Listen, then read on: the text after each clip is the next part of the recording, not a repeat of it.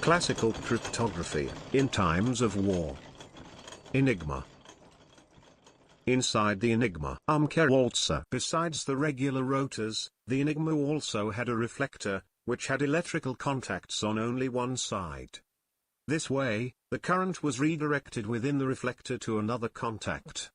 This made the Enigmas self-reciprocal, meaning that the same algorithm could be used for encryption and decryption. If key E is pressed, the current can run from the battery through the rotor into the reflector. The reflector now reflects the current, and redirects it to the light bulb for the letter N, which shines now. If the rotors are not changed, and we press key N, this causes the light for the letter E to shine.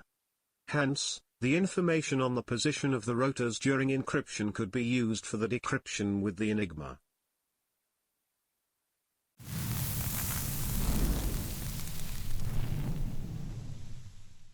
If you want to learn more about the cryptography and other interesting topics, go to embeddedacademy.com.